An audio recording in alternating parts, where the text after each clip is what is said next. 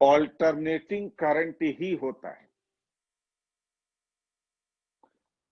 और alternating current produce करने का कितना आसान तरीका है वो आपको दिख रहा है कि हम एक लूप को मैग्नेटिक फील्ड में अगर रोटेट करें तो इस लूप के रोटेशन के कारण हमको जो करंट मिलता है वो ऑल्टरनेटिंग करंट मिलता है। लेकिन ध्यान हमको सिर्फ एक ही चीज रखना है कि जो हम लूप को रोटेट करें वो कहां पर रोटेट करें, मैग्नेटिक फील्ड में रोटेट करें। अब ऑब्वियस है कि मान लीजिए कि घर में मैग्नेटिक फील्ड लगा दिए हैं, और वो तो बहुत आसान है, मैग्नेट रख दीजिए, बाहर मैग्नेट, अपने आप मैग्नेटिक फील्ड प्रोड्यूस हो जाएगा। और आपको फुर्सत में बैठे हैं, कोई काम नहीं है, तो क्या कीजिएगा, लूप को घुमाइए। जैसे ही लूप घुमाइएगा करंट मिलेगा, और उस करंट को अगर बल्ब से कनेक्ट कर दीजिएगा तो नेचुरल है कि आपको इलेक्ट्रिसिटी मिलेगा और बल्ब जलने लगेगा। इसका दो फायदा है। एक फायदा ये है कि भाई आपको इलेक्ट्रिसिटी का पैसा बचेगा, और दूसरा चीज ये है कि फुर्सत में कुछ काम भी तो कीजिएगा। लेकिन आप ये बल्ब तब तक ही सिर्फ जलेगा, ये बल्ब सिर्फ तब तक जलेगा जब तक लूप घूम रहा है। आप जैसे ही थके कि लूप घूमना बंद, जैसे ही लूप घूमना बंद तो करंट प्रोड्यूस होना बंद, जैसे करंट प्रोड्यूस होना बंद हो जाएगा तो नेचुरल है कि बल्ब बुझ जाएगा। अब बात एक चीज ये है कि ऐसे हम लोग कर तो सकते हैं, लेकिन हमको तो इलेक्ट्रिसिटी 24 घंटा चाहिए और 365 डेज चाहिए, तो खुद से घुमा घुमा के कितना काम करेंगे। इसलिए कोई ना कोई एक तरीका चाहिए जिससे कि हम लूप को मैग्नेटिक फील्ड में घुमा सकें। और इसके लिए अगर मान लीजिए इस ढंग से यहां पर ब्लेड लगा दिए, और इस ब्लेड के ऊपर अगर हम पानी डालें तो उस पानी गिरने के कारण इस ब्लेड पर फोर्स लगेगा, फोर्स के कारण टॉर्क लगेगा, टॉर्क के कारण ये लूप घूमेगा, और लूप जब घूमेगा तो इलेक्ट्रिसिटी जनरेट होगा। लेकिन पानी ऐसा नहीं कि ग्लास लिए और पानी इस ढंग से गिरा दिया, ऐसे नहीं होगा। पानी हाइट से गिरना चाहिए, बहुत ज्यादा अमाउंट में गिरना चाहिए, तभी तो बेसिकली इस पर सफिशिएंट टॉर्क लगेगा जिससे कि लूप को घुमाया जा सकता है। और यही बेसिकली कंसेप्ट यूज होता है किसी भी हाइड्रो पावर प्लांट में। किसी भी हाइड्रो पावर प्लांट में बेसिकली यही कंसेप्ट यूज होता है कि डैम बना करके पानी का हाइट बढ़ा देते हैं, और उसके बाद पानी जब नीचे गिरता है और ब्लेड पर स्ट्राइक करता है तो टॉर्क लगता है, टॉर्क लगने के कारण यह लूप घूमता है। और जब भी कोई लूप किसी भी शेप और साइज का मैग्नेटिक फील्ड में अगर रोटेट करेगा तो उस रोटेशन के कारण हमको ऑल्टरनेटिंग करंट मिलेगा। पहला बात। दूसरा बात, अब ये चीज आप खुद समझ सकते हैं कि ये जो बेसिकली इस ढंग से हम इलेक्ट्रिसिटी जनरेट कर सकते हैं, उसके लिए दो कंडीशन चाहिए।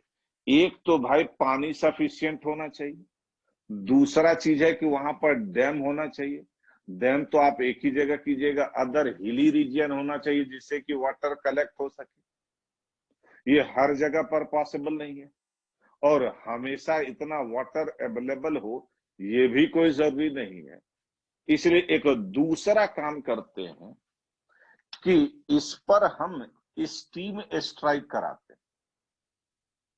इस पर अगर हम स्टीम स्ट्राइक कराएं तो उसके कारण फोर्स लगेगा, और वही स्टीम जब वाटर में कंडेंस्ड हो जाएगा तो फिर उसको गर्म करके स्टीम बना लेंगे, फिर उसको स्ट्राइक कराएंगे, फिर वो कंडेंस्ड होकर के वाटर हो जाएगा, फिर गर्म कर दीजिए, फिर स्ट्राइक कराइए। मतलब कि इसमें पानी ज्यादा जरूरत नहीं है। लेकिन इसमें एक प्रॉब्लम है, और वो ये है कि भाई वाटर को स्टीम में कन्वर्ट कराना, और यही है थर्मल पावर प्लांट, यही है थर्मल पावर प्लांट। और इसी कंसेप्ट पर बेसिकली एनटीपीसी, जो आप जानते हैं कंपनी जिसका कि 72 प्लांट है इंडिया में, वो एनटीपीसी इसी पर वर्क करता है। लेकिन आप खुद समझ सकते हैं कि वाटर को स्टीम में कन्वर्ट करने के लिए हमको बेसिकली बेसिकली कोल चाहिए। लेकिन कोल तो मान लीजिए कि ये अर्थ है और यहाँ पर कोल का रिजर्व है, तो नेचुरल है कि यहां से हम कोल निकाल तो लिए, और अगर ये मान लीजिए कि पावर प्लांट बहुत दूर हुआ, तो ऐसे स्थिति में इसका ट्रांसपोर्टेशन कॉस्ट इतना ज्यादा हो जाएगा कि इलेक्ट्रिसिटी महंगा हो जाएगा।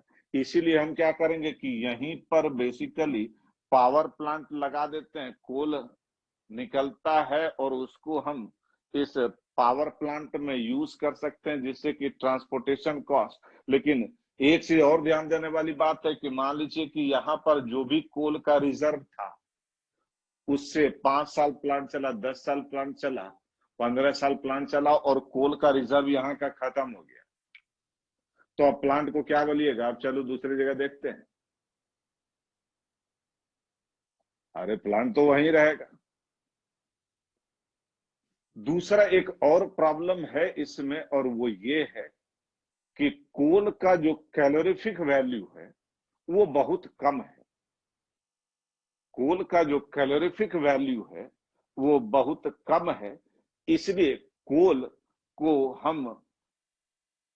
को तो बहुत हाई अमाउंट में हम बर्न कराते हैं, लेकिन अकॉर्डिंगली हमको उतना हीट नहीं मिल पाता है।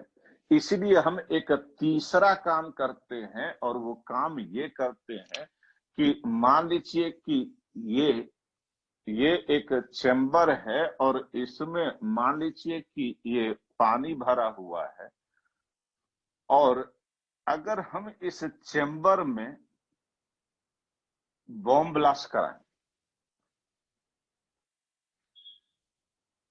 बॉम्ब ब्लास्ट तो कराएं लेकिन कंट्रोल्ड वे में, तो नेचुरल है कि उसके लिए यूरेनियम चाहिए।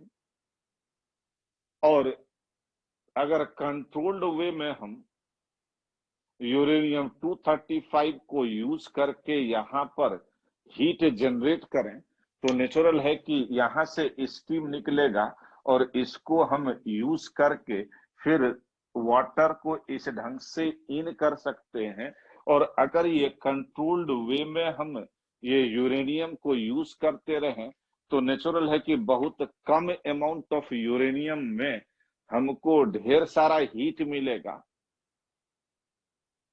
इसलिए इसमें परेशानी तो ज्यादा नहीं है, लेकिन मेन परेशानी ये है कि भाई यूरेनियम बेसिकली कोई नॉर्मल चीज तो है नहीं, ये तो एक्सप्लोसिव मटेरियल है। वो आप किसी भी दूसरे कंट्री से डायरेक्ट नहीं बोल सकते हैं कि पाकिस्तान को बोल दिए भैया 10 टन भेज देना यूरेनियम, ऐसा आप नहीं कर सकते, क्योंकि उस पर इंटरनेशनल लॉ है। दूसरी बात यह है कि हमारे पास यूरेनियम का रिजर्व है, और लेकिन वो रिजर्व जमशेदपुर के पास है, लेकिन वो रिजर्व मेनली जो है वो पोलोनियम और थोरियम का है। तो नेचुरल है कि उसका वैसा कैलोरीफिक वैल्यू नहीं है। और दूसरी बात ये भी है कि वहां से बेसिकली एक जगह से दूसरे जगह तक इस यूरेनियम को ट्रांसपोर्टेशन में प्रॉब्लम होता है और उतना ज्यादा अवेलेबल नहीं है जिससे कि हम सारे पावर प्लांट को इस न्यूक्लियर पावर प्लांट से बेसिकली रन कर सकें।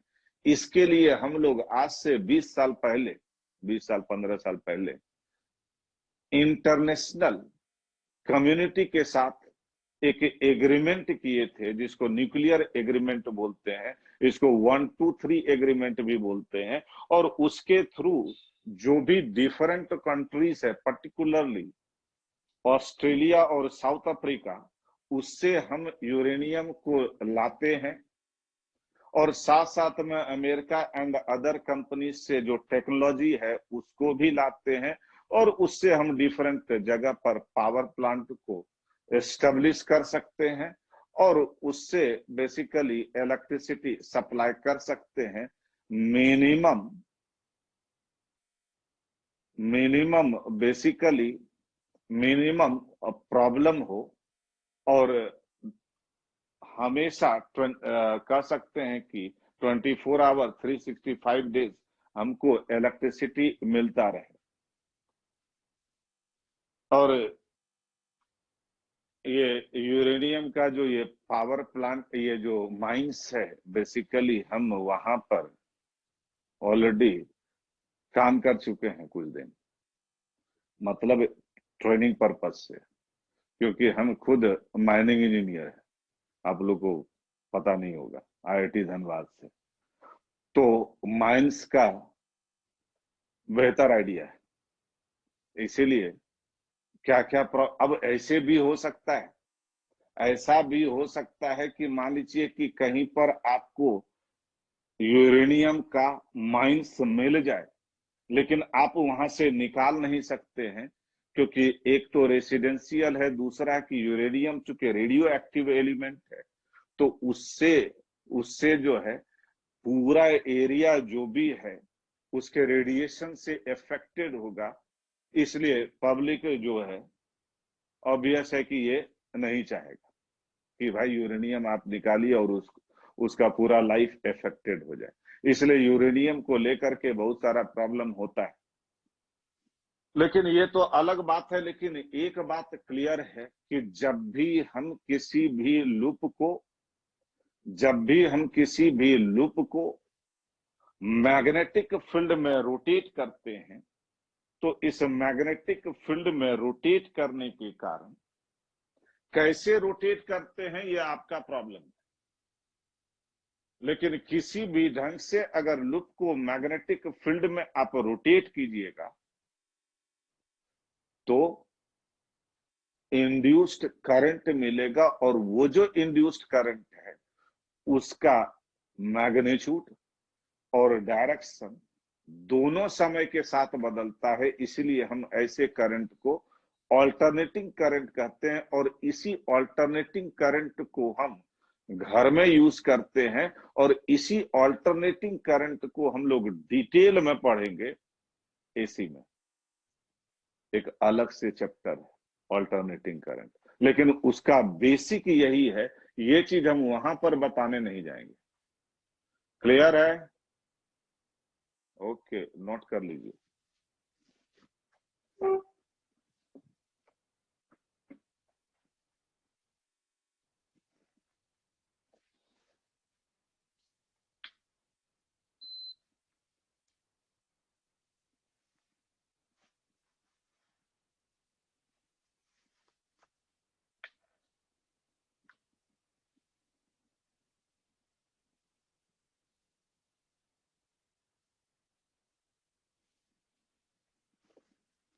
बेटा वीडियो फिर ऑफ कर लिए तुम लोगों ने, जल्दी ऑन करो।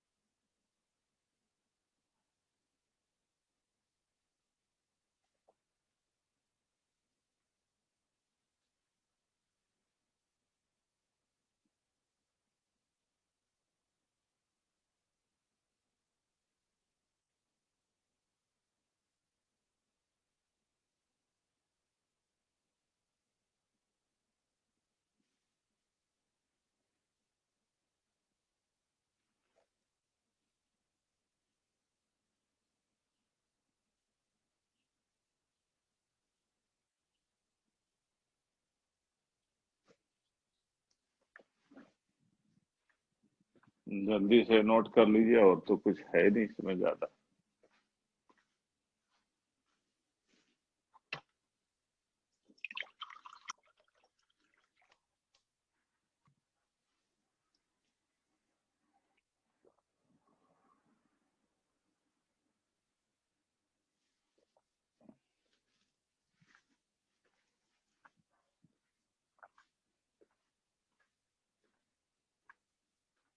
हटा दें इसको।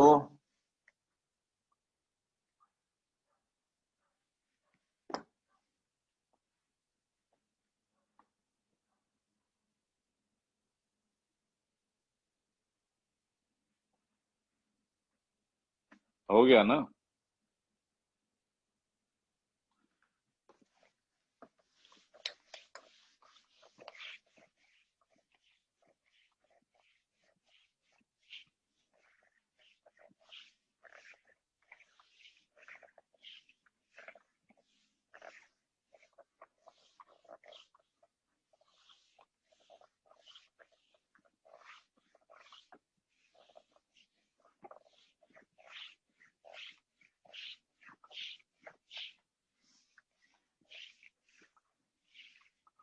अब हम बात करते हैं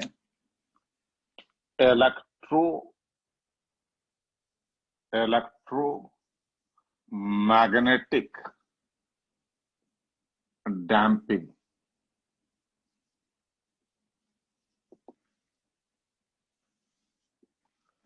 इलेक्ट्रोमैग्नेटिक डैम्पिंग, इसमें है क्या कि मान लीजिए कि ये एक रीजियन है जिसमें कि मैग्नेटिक फील्ड है,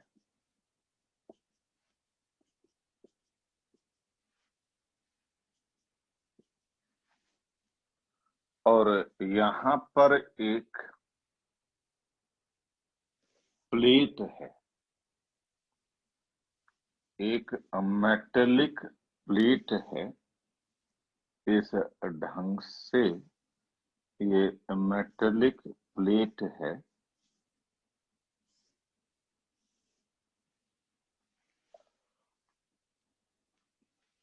न, डायग्राम नहीं बन रहा है। यहां पर मान लीजिए कि ये एक मेटेलिक प्लेट है, ऐसे है,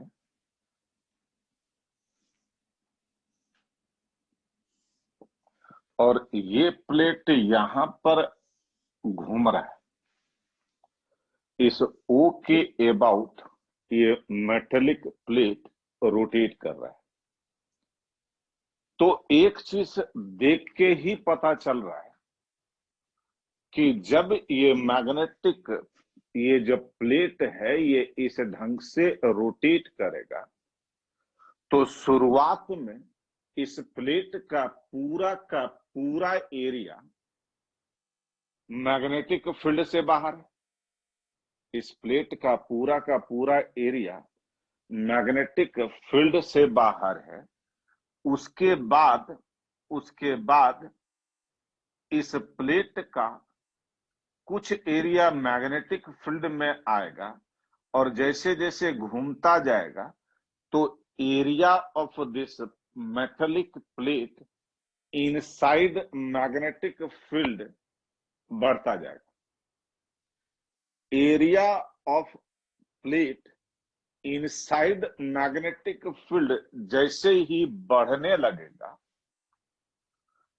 तो इस प्लेट के सरफेस से फ्लक्स चेंज होगा। और इस केस में हो क्या रहा है? फ्लक्स बढ़ रहा है। इस केस में हो क्या रहा है? फ्लक्स बढ़ रहा है। और फ्लक्स के बढ़ने क्यों बढ़ रहा है? क्योंकि area of the plate inside magnetic field बढ़ रहा है। Area of the plate inside magnetic field चूंकि बढ़ रहा है, इसलिए फ्लक्स बढ़ रहा है। और फ्लक्स के बढ़ने के कारण क्या होगा? इंड्यूस्ड ईएमएफ डेवलप होगा। इंड्यूस्ड ईएमएफ डेवलप होगा, ये बात तो क्लियर है। लेकिन यहां पर ये पूरा का पूरा मेटेलिक प्लेट है, और वो मेटेलिक, यहां कोई लूप नहीं है, बल्कि क्या है, मेटेलिक प्लेट है। और मेटेलिक प्लेट के इस जगह भी इंड्यूस्ड ईएमएफ होगा, यहां भी होगा, यहां भी होगा, यहां भी होगा, यहां भी होगा, हर जगह पर इंड्यूस्ड ईएमएफ डेवलप होगा। इंड्यूस्ड ईएमएफ डेवलप होने का मतलब क्या है कि पोटेंशियल डिफरेंस क्रिएट होगा, और इस पोटेंशियल डिफरेंस के डेवलप होने के कारण अगर हम यहां पर दिखाएं तो इंड्यूस्ड करंट किधर की तरफ है, एंटी क्लॉकवाइज डायरेक्शन में इस केस में है। तो एंटी क्लॉकवाइज डायरेक्शन में है, तो इस ढंग से इस मेटेलिक प्लेट के सरफेस पर large number of small batteries develop हो जाएगा, large number of small batteries develop हो जाएगा, और इस सरफेस के हर एक जगह पर इस ढंग से डेवलप होगा, क्योंकि सरफेस के हर जगह पर चेंज ऑफ फ्लक्स हो रहा है। इसके कारण चूंकि मेटल का ये है, तो इलेक्ट्रॉन तो है ही इस मेटल में, तो कोई ना कोई रास्ता निकाल करके करंट इस ढंग से इस मेटेलिक प्लेट में डेवलप हो जाएगा। Due to potential difference electrons का मूवमेंट होने लगेगा, और इस इलेक्ट्रॉन्स के मूवमेंट के कारण इस ढंग से large number of A small current carrying loops इस मेटेलिक प्लेट के सरफेस पर डेवलप हो जाएगा। और यही जो large number of A small current carrying loop किसी मेटेलिक प्लेट के सरफेस पर डेवलप होता है, इसी करंट को हम बोलते हैं एडी करंट। इसी करंट को हम बोलते हैं एडी करंट। अब अगर हम इसको थोड़ा अलग से देखें तो ये मेटेलिक प्लेट है, इस ढंग से large number of small current carrying loop से डेवलप हो गया, और जब ये लूप रोटेट करता रहेगा, तो जब ये मेटेलिक प्लेट रोटेट करता रहेगा तो बहुत सारा जो लूप्स है, छोटा छोटा जो लूप्स है, वो एक दूसरे से कंबाइन करेगा, और एक दूसरे से जब कंबाइन करेगा तो ऐसे स्थिति में एक बड़ा करंट कैरिंग लूप डेवलप हो जाएगा। बड़ा करंट कैरिंग लूप डेवलप हो जाएगा, तो कह सकते हैं इस लूप में ढेर सारा स्मॉल बैटरीज है, और सब बैटरीज किस में, सीरीज में है। जो स्मॉल बैटरी इंड्यूस्ड ईएमएफ के तरह काम किया, जिसके कारण छोटा छोटा लूप से डेवलप हुआ, वही जब कंबाइन करेगा तो आप कह सकते हैं कि थियोरिटिकली इनफाइनाइट बोलना तो ठीक नहीं है, लेकिन large number of small batteries ये सब सीरीज में कंबाइन हो जाएगा, और उसके कारण इसमें हेवी करंट फ्लो करने लगे। और जैसे ही हेवी करंट इस मेटेलिक प्लेट के सरफेस पर फ्लो करने लग गया, तो नेचुरल है कि मेटेलिक प्लेट के सरफेस पर हेवी करंट फ्लो कर रहा है। तो ये बात हम जानते हैं, जहां मेटल वहां रेजिस्टेंस, तो हीट प्रोड्यूस होगा, और हीट जब प्रोड्यूस होगा तो उसमें दो तीन चीजें होगी। एक तो मान लीजिए हीट प्रोड्यूस हुआ और ये प्लेट घूमता रहा, तो ऐसे स्थिति में इस प्लेट का टेम्परेचर बढ़ता जाएगा। आप ध्यान दीजिए कि अगर ये प्लेट इन हो रहा है तो direction of induced current anti clockwise है, ये प्लेट आउट हो रहा है तो direction of induced current clockwise है। लेकिन करंट का डायरेक्शन चाहे क्लॉकवाइज हो या एंटी क्लॉकवाइज हो, भैया हीट बात तो प्रोड्यूस होवे करेगा। और ऐसे स्थिति में अगर ये प्लेट रोटेट करता रहा तो इतना टेम्परेचर डेवलप हो जाएगा कि ये पूरा का पूरा प्लेट मेल्ट करके नीचे गिर जाएगा। आप बोलिएगा कि नहीं भाई हम इसके कूलिंग का कोई व्यवस्था कर देते हैं, ठीक है, आप कूलिंग का व्यवस्था कर दीजिए, लेकिन यहां पर लॉस ऑफ एनर्जी तो हो रहा है, और जब लॉस ऑफ एनर्जी हो रहा है तो आखिर ये एनर्जी आया कहां से? ये एनर्जी इसलिए आया क्योंकि ये प्लेट रोटेट कर रहा है, और रोटेशन के दौरान मैग्नेटिक फील्ड से क्रॉस कर रहा है, तो यही जो रोटेशनल काइनेटिक एनर्जी है वही इलेक्ट्रिकल एनर्जी में कन्वर्ट होगा, और वही electrical energy basically heat energy के रूप में कन्वर्ट होगा। मतलब ये कि जैसे जैसे ये लूप रोटेट करता रहेगा, इसका रोटेशनल काइनेटिक एनर्जी डिक्रीज करने लगेगा, और ये जो decrease in rotational kinetic energy हो रहा है वो क्यों हो रहा है? Due to the phenomena of electromagnetic induction on the surface of the metallic plate. इसलिए इस फेनोमेना का अगर कुछ नाम देना हो जिसमें कि रोटेशनल काइनेटिक एनर्जी कम हो जाता है, तो नेचुरल है कि इसका बेस्ट नाम तो यही हो सकता है, इलेक्ट्रोमैग्नेटिक डैम्पिंग। Electromagnetic damping. अब बात इसमें ये है कि नॉर्मल केस में जब तक कि हम इस डैम्पिंग को यूज ना करें, जो कि जो बुलेट ट्रेन होता है उसमें इसी डैम्पिंग फेनोमेना के through basically braking system apply होता है। इसी फेनोमेना से जो इंडक्शन आपका जो वो ये जो इंडक्शन क्या बोलते हैं उसको, चूल्हा, जो इंडक्शन स्टोव है वो इसी कंसेप्ट पर यूज होता है। तो चलिए ये तो आप यूज कर ले रहे हैं, लेकिन ये तो पर्पसली आप उसको उस ढंग से डिजाइन किए हैं, लेकिन बहुत जगह पर तो आप चाहो या ना चाहो, किसी भी कारण से किसी भी तरीके से, अगर मान लीजिए कि किसी भी तरीके से अगर कोई मेटेलिक प्लेट कहीं पर भी अगर मेटेलिक प्लेट अगर मैग्नेटिक फील्ड से बार बार क्रॉस कर रहा है, तो नेचुरल है कि वहां पर बेसिकली इलेक्ट्रोमैग्नेटिक डैम्पिंग का फेनोमेना आप चाहिए या ना चाहिए होगा तो जरूर। ऑब्वियस है इस स्थिति में, जैसे मोटर है, मोटर कुछ नहीं, क्या होता है, कॉइल होता है, जिसको कि मैग्नेटिक फील्ड में रखते हैं।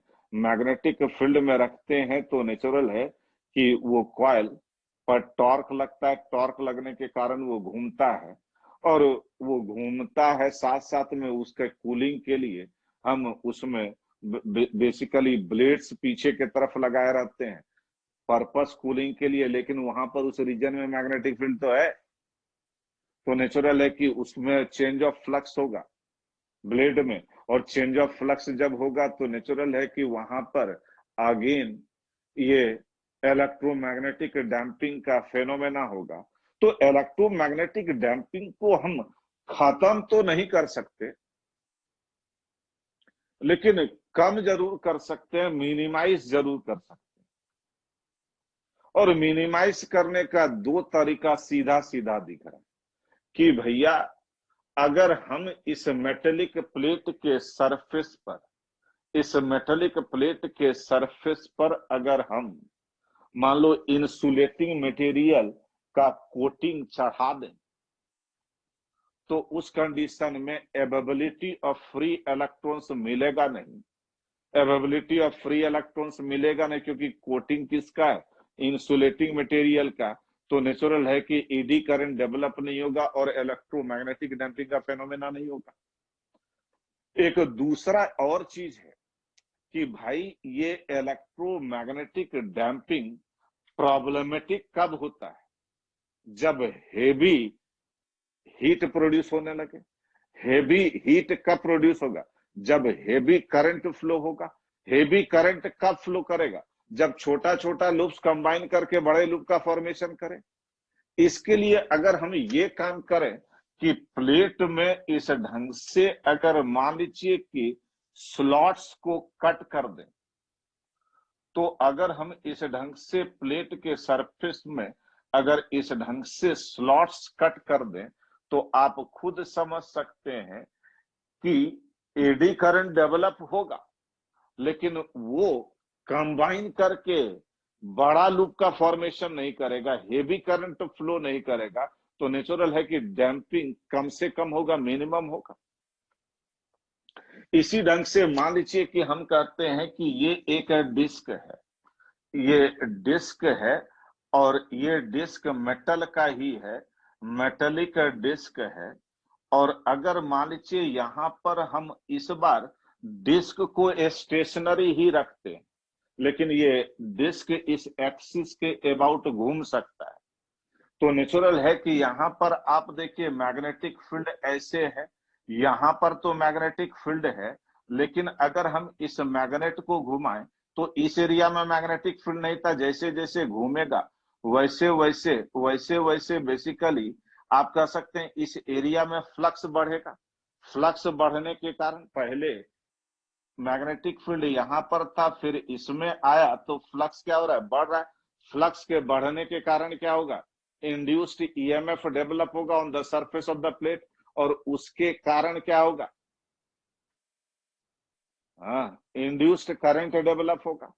और ये इंड्यूस्ड करंट जो भी डेवलप हो ये बात अलग है, लेकिन इंड्यूस्ड करंट जब डेवलप होगा तो हीट तो प्रोड्यूस होगा ही ना भाई। और हीट जब प्रोड्यूस होगा तो ये प्लेट बेसिकली इसका टेम्परेचर बढ़ जाएगा। लेकिन एक चीज और आप देखिए कि यहाँ पर जो बेसिकली इंड्यूस्ड करंट डेवलप होगा वो किस ढंग से डेवलप होगा, जिससे कि इसका इसका बेसिकली अपोज करे, और अपोज करने के लिए फ्लक्स बढ़ रहा है। तो नेचुरल है कि इस ढंग से हम कह सकते हैं कि ऐसे कहिए आप कि यहाँ पर इस ढंग का प्लेट है, अगर मान लीजिए कि ये इस एक्सिस के अबाउट घूम सकता है और यहाँ पर एक मैग्नेट है, ये प्लेट स्टेशनरी है, इस रीजियन में मैग्नेटिक फ्लक्स था, इस प्लेट के इस सरफेस पर मैग्नेटिक फील्ड था। अब जैसे ही मैग्नेट को यहां से हटाना चाहिएगा, ध्यान दीजिएगा, जैसे ही मैग्नेट को यहां से हटाना चाहिएगा तो नेचुरल है इसमें फ्लक्स कम होने लगेगा। फ्लक्स जब कम होने लगेगा तो फ्लक्स बढ़ाना चाहेगा, फ्लक्स बढ़ाना चाहेगा, और फ्लक्स बढ़ाने के लिए जो इंड्यूस्ड करंट होगा वो किधर के तरफ होगा, इंड्यूस्ड करंट फ्लक्स बढ़ाना चाह रहे, मैग्नेटिक फील्ड इधर है तो अब सेम डायरेक्शन में तो इधर के तरफ। तो ऐसे स्थिति में इस ढंग से बेसिकली इंड्यूस्ड करंट डेवलप होगा, और ये इंड्यूस्ड करंट कैरिंग लूप एक स्मॉल मैग्नेट के तरह काम करेगा, और इसका ये साउथ पोल बन जाएगा और इसका ये नॉर्थ पोल बन जाएगा। ऐसे सही है। और ऐसे स्थिति में ये नॉर्थ साउथ आप समझने के लिए ये अट्रैक्ट करेगा। आप अगर इस मैग्नेट को घुमाइएगा तो ये जो प्लेट है वो भी पीछे पीछे घूमेगा, धीरे धीरे ही घूमेगा, लेकिन इस मैग्नेट के पीछे लटकने का कोशिश तो करेगा। और साथ साथ में चेंज ऑफ फ्लक्स हो रहा है तो हीट तो प्रोड्यूस हो ही रहा है। समझ में आया। अब हेडिंग में आप लिख चुके होंगे इलेक्ट्रोमैग्नेटिक डैम्पिंग, और एक सेंटेंस लिखिए,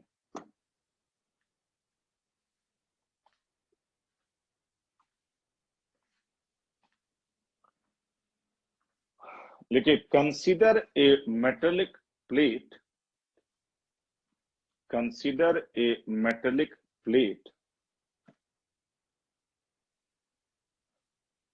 rotate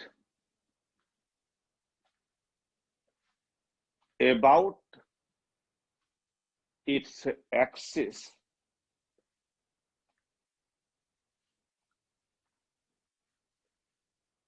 and during rotation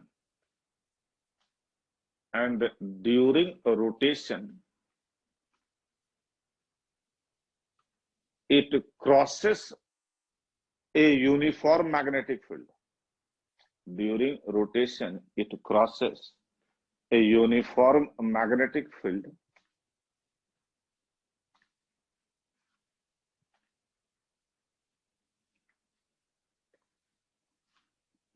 full stop. Like due to the change of magnetic flux, due to the change of magnetic flux,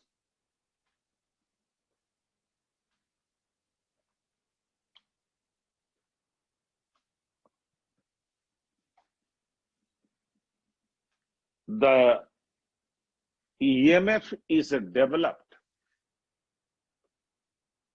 EMF is developed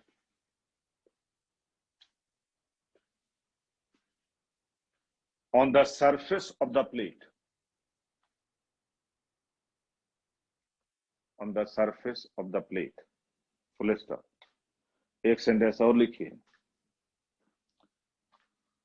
लेकिन there are large number of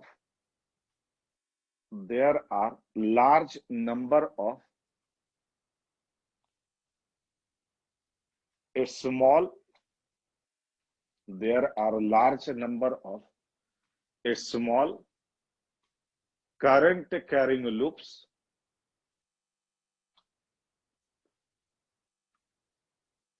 develops on the surface of plate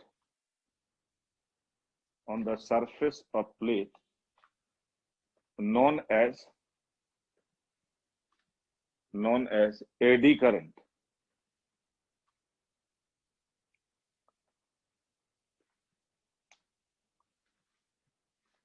Full stop. Okay, in the process of rotation,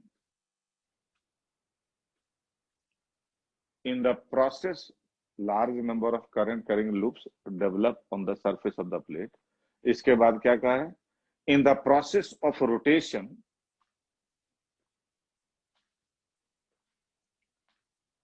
the smaller loops combine together.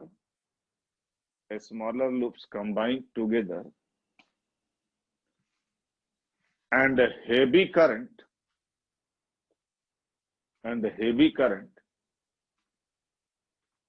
starts flowing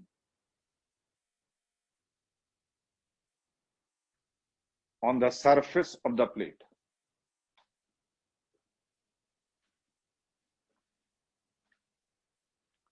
Full stop.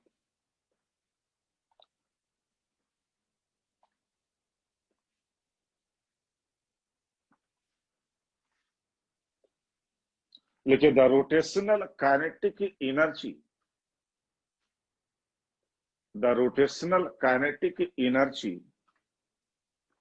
of the plate decreases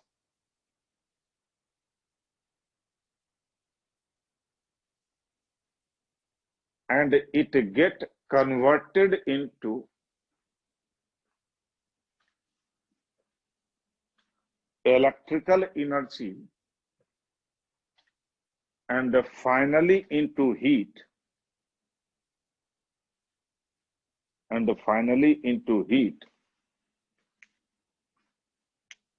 And the phenomena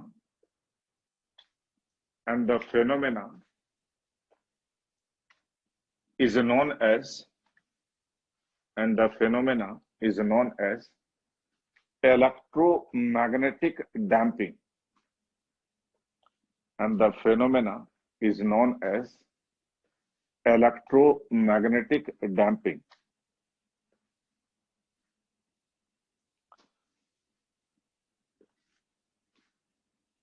paragraph change करके लिखिए.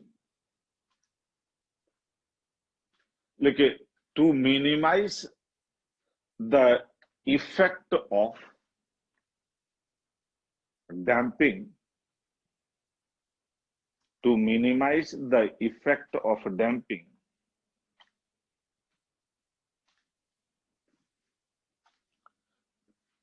a coating of insulating material, a coating of insulating material is done on the surface of the plate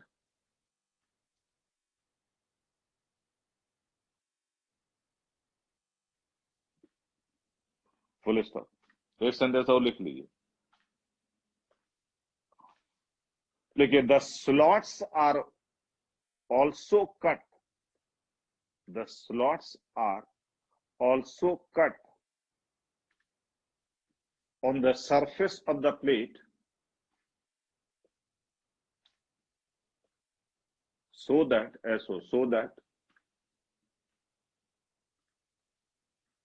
combination of a smaller loops, so that the combination of a smaller loops can be minimized। इसके बाद diagram अपने हिसाब से इसको बना लीजिए।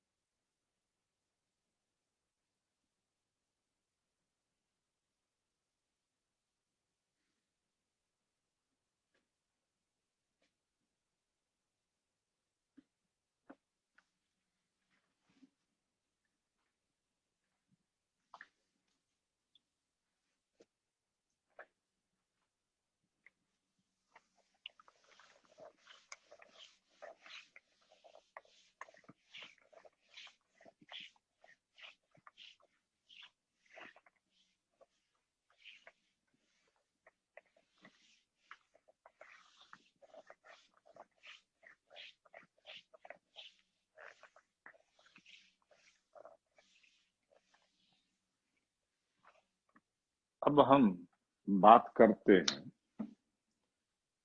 कि मान लीजिए हम कहते हैं कि एक एक रॉड है,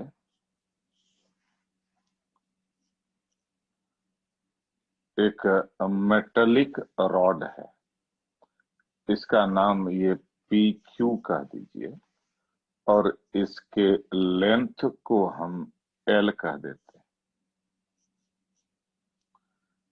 एक मेटेलिक रॉड है और इस मेटेलिक रॉड के लेंथ को हम L कह देते हैं,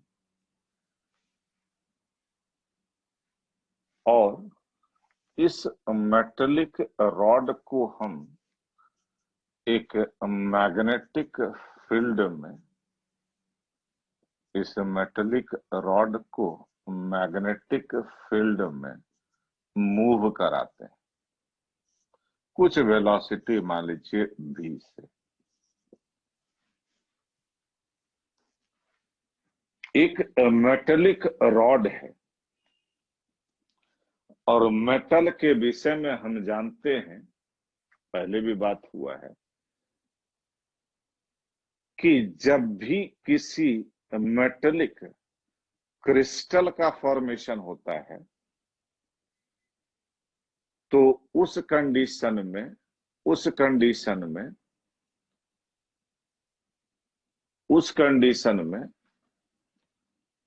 जो एटम है उससे इलेक्ट्रॉन्स बाहर निकल जाता है, और वो एटम आयन बन जाता है, और पूरे क्रिस्टल में हमको क्या दिखता है कि large number of fixed positive ions है जो अपने जगह पर फिक्स है, और फ्री इलेक्ट्रॉन्स पूरे क्रिस्टल में एक जगह से दूसरे जगह तक फ्रीली एंड रेंडमली मूव करता है। इसलिए किसी भी शेप और साइज के मेटेलिक बॉडी को अगर हम मन की आंखों से देखें तो क्या दिखेगा? It is nothing but A system of fixed positive ions and free electrons. वैसे ही ये जो रॉड है, ये मेटेलिक रॉड है, और इस मेटेलिक रॉड को हम मेटेलिक रॉड सोचने के बदले हम इसी रॉड को सोच सकते हैं कि it is basically A system of fixed positive ions and free electrons, and this system of fixed positive ions and free electrons right direction में v वेलोसिटी से मैग्नेटिक फील्ड में मूव कर रहा है। राइट डायरेक्शन में v velocity से magnetic field में move कर रहा है, तो नेचुरल है कि मैग्नेटिक फील्ड में अगर मूव कर रहा है तो पहले अगर हम सोचें कि जो पॉजिटिव आयंस है वो हर पॉजिटिव आयंस राइट डायरेक्शन में v वेलोसिटी से मैग्नेटिक फील्ड में मूव कर रहा है। और ये बात हम जानते हैं कि कोई भी चार्ज पार्टिकल अगर मैग्नेटिक फील्ड में मोशन में हो तो उस चार्ज पार्टिकल पर मैग्नेटिक फोर्स लगता है, उस चार्ज पार्टिकल पर मैग्नेटिक फोर्स लगता है। और पॉजिटिव आयंस के विषय में सिर्फ सोच रहे हम, तो पॉजिटिव आयन अगर इस ढंग से राइट डायरेक्शन में v वेलोसिटी से मूव कर रहा है तो हर पॉजिटिव आयंस पर मैग्नेटिक फोर्स लगेगा, और किधर की तरफ लगेगा? What will be the direction of magnetic force? ये हम जानते हैं magnetic force is q v cross B. Q positive है, v का डायरेक्शन ये, b का डायरेक्शन ये, v क्रॉस बी किधर की तरफ? ऊपर की तरफ। पॉजिटिव चार्ज पर फोर्स किधर की तरफ लगता है, V क्रॉस B के डायरेक्शन में। लेकिन चूंकि ये आयंस इस मेटेलिक रॉड में जो जहां पर है वो अपने जगह पर फिक्स है, इसीलिए तो ये मेटेलिक रॉड एक सॉलिड है।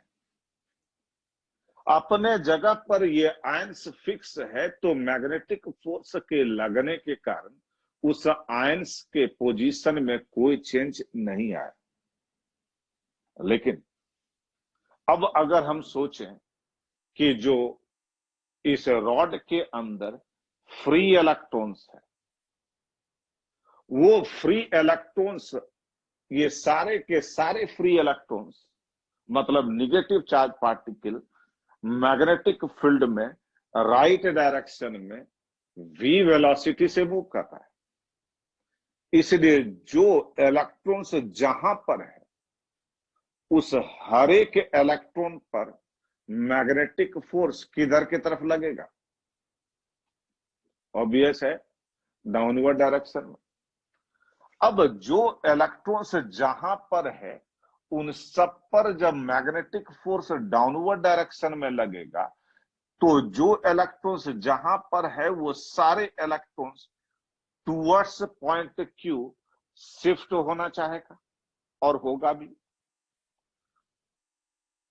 टुवर्ड्स पॉइंट Q इलेक्ट्रॉन्स के मूवमेंट के कारण इस एंड Q पर एक्सिस ऑफ इलेक्ट्रॉन्स हो जाएगा, जिसके कारण नेगेटिव चार्ज डेवलप हो जाएगा, और इस एंड P पर डेफिशिएंसी ऑफ इलेक्ट्रॉन्स हो जाएगा, जिसके कारण कि पॉजिटिव चार्ज डेवलप हो जाएगा। और इस पॉजिटिव और नेगेटिव चार्ज के डेवलपमेंट के कारण इसके अंदर एक इलेक्ट्रिक फील्ड डेवलप हो जाएगा, and that electric field will be directed from P to Q। अब स्थिति अगर हम इलेक्ट्रॉन को फिर से देखें कि एक इलेक्ट्रॉन ये है, ये इलेक्ट्रॉन पर एक तो मैग्नेटिक फोर्स लग रहा है, और ये मैग्नेटिक फोर्स किधर की तरफ लग रहा है, इधर की तरफ लग रहा है। और इस मैग्नेटिक फोर्स को अगर हम लिखना चाहें तो this is -E vector V cross vector B। Magnetic force तो इधर लग रहा है, इसमें कोई डाउट नहीं है, लेकिन जैसे ही यहां पर इलेक्ट्रिक फील्ड डेवलप हुआ, वैसे ही इस इलेक्ट्रॉन पर, इस रॉड के अंदर जो इलेक्ट्रॉन जहां पर है उन सब पर एक इलेक्ट्रिक फोर्स भी लगने लगा, and that electric force is directed in the opposite direction of electric field। और इलेक्ट्रिक फील्ड चूंकि इधर की तरफ डेवलप हुआ, तो इस रॉड के अंदर जितना इलेक्ट्रॉन्स है सब पर इलेक्ट्रिक फोर्स ऊपर के तरफ इस ढंग से लगेगा, और ये जो इलेक्ट्रिक फोर्स इस इलेक्ट्रॉन पर लगेगा, हम इसको लिख सकते हैं -E वेक्टर E। यहां तक तो कोई दिक्कत नहीं है। मतलब कि जैसे ही ये रॉड मोशन करना शुरू करेगा, वैसे ही इलेक्ट्रॉन्स पर मैग्नेटिक फोर्स लगेगा, वैसे ही इलेक्ट्रॉन्स का मूवमेंट होगा, और जैसे ही मूवमेंट ऑफ इलेक्ट्रॉन्स हुआ वैसे ही नेगेटिव और पॉजिटिव चार्ज डेवलप हो जाएगा, और जैसे ही नेगेटिव और पॉजिटिव चार्ज डेवलप हुआ, इस रॉड के अंदर एक इलेक्ट्रिक फील्ड डेवलप हो गया, और इस इलेक्ट्रिक फील्ड के कारण जिस जिस इलेक्ट्रॉन्स पर सिर्फ मैग्नेटिक फोर्स लग रहा था, अब उस पर एक उल्टा डायरेक्शन में इलेक्ट्रिक फोर्स भी लगने लगा। शुरुआत में मूवमेंट ऑफ इलेक्ट्रॉन्स कम था, तो नेगेटिव चार्ज कम था, पॉजिटिव चार्ज भी कम था, इलेक्ट्रिक फील्ड भी कम था, इलेक्ट्रिक फोर्स भी कम था, तो नेचुरल है कि जो नेट फोर्स है वो तो मैग्नेटिक फोर्स ही है, इधर के ही तरफ है। और इस नेट फोर्स होने के कारण, डाउनवर्ड डायरेक्शन में नेट फोर्स होने के कारण फिर फर्दर और मूवमेंट ऑफ इलेक्ट्रॉन्स होगा। जैसे ही फर्दर और मूवमेंट ऑफ इलेक्ट्रॉन्स हुआ, नेगेटिव चार्ज और बढ़ेगा, पॉजिटिव चार्ज और बढ़ेगा, इलेक्ट्रिक फील्ड और बढ़ेगा, इलेक्ट्रिक फोर्स और बढ़ेगा। इलेक्ट्रिक फोर्स बढ़ा, लेकिन नेट फोर्स किधर है? Downward direction. Magnetic force electric force से क्या है? ज्यादा है, जिसके कारण फिर फर्दर मूवमेंट ऑफ इलेक्ट्रॉन्स होगा। और फिर फर्दर मूवमेंट ऑफ इलेक्ट्रॉन्स के कारण फिर यहां पर नेगेटिव चार्ज बढ़ेगा, पॉजिटिव चार्ज बढ़ेगा, इलेक्ट्रिक फील्ड बढ़ेगा, इलेक्ट्रिक फोर्स बढ़ेगा, बढ़ा, लेकिन नेट फोर्स किधर है? नीचे की तरफ। और ये कब तक चलता रहेगा? जब तक कि इस रॉड के अंदर जो इलेक्ट्रॉन्स जहां पर है उन सब पर रिजल्टेंट फोर्स जीरो ना हो जाए, इलेक्ट्रॉन्स इक्विलिब्रियम में ना आ जाए। इसलिए हम यहां पर कह सकते हैं कि in equilibrium position, in equilibrium position of electron, total force क्या हो जाएगा? Vector F equal to FM plus FE, दोनों का सम क्या हो जाएगा? 0।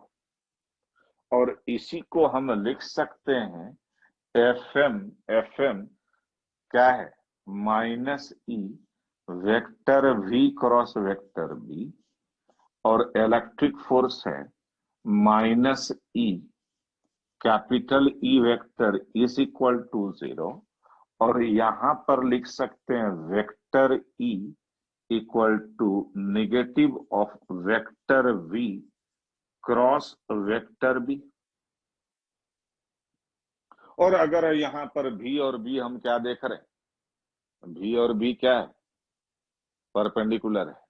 V और B चूंकि परपेंडिकुलर है तो नेचुरल है कि यहां पर मैग्नीट्यूड वाइज अगर बात करें तो ये हो जाएगा this is V into B into sine 90 degree and this sine 90 degree is 1। मतलब ये कि इस मेटेलिक रॉड के अंदर जो इलेक्ट्रॉन्स जहां पर है वो सब इक्विलिब्रियम पोजीशन में कब होगा? जब इस रॉड के अंदर electric field E equal to कितना के बराबर हो जाए? VB के बराबर हो जाए।